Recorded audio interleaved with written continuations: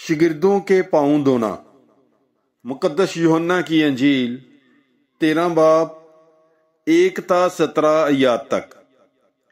ईदे फसह से पहले यीशु ये जानते हुए कि मेरा वो वक्त आ पहुंचा है कि दुनिया से रहलत करके बाप के पास जाऊं, जबकि अपनों को जो दुनिया में थे प्यार करता था, उन्हें आखिर तक प्यार करता गया।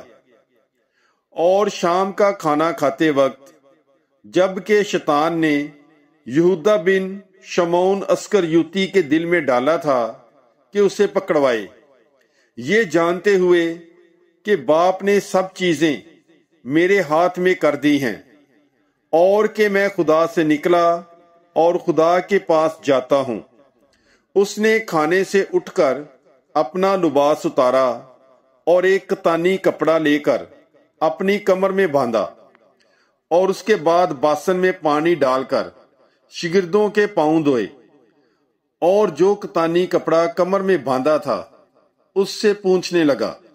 बस वो शमौन पतरस के पास आया।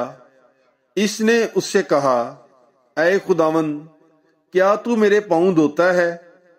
यीशु ने जवाब में उससे कहा कि जो कुछ मैं करता हूं अब तू नहीं जानता, मगर बाद में समझेगा। पतरस ने उससे कहा कि तू मेरे पांव अब तक कभी धोने ना पाएगा। यीशु ने उसे जवाब दिया, अगर मैं तुझे ना धोऊं तो मेरे साथ तेरा हिस्सा ना होगा। शमौन पतरस ने उससे कहा कि ऐ खुदावन, सिर्फ मेरे पांव ही नहीं बल्कि मेरे हाथ और मेरा सर भी।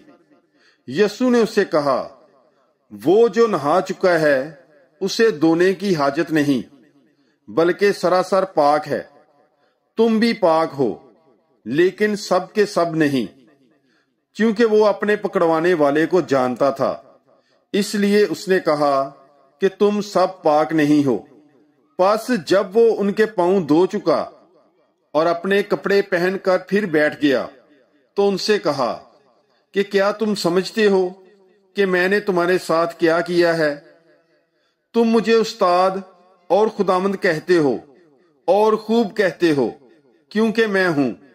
बस जब मैंने उस्ताद और खुदावंद होकर तुम्हारे पांव धोए तो चाहिए कि तुम भी एक दूसरे के पांव धोया करो। इसलिए मैंने तुम्हें नमूना दिया है, ताकि जैसा मैंने तुम्हारे साथ किया वैसा ही किया करो।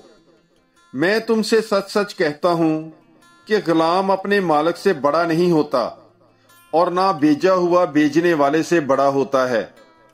अगर तुम ये बातें समझकर उन पर अमल करते हो तो तुम मुबारक हो। पाक कलाम के पढ़े और सुने जाने पर खुदावंद की बरकत हो। खुदा का शुक्र हो। God bless you. Bible is life.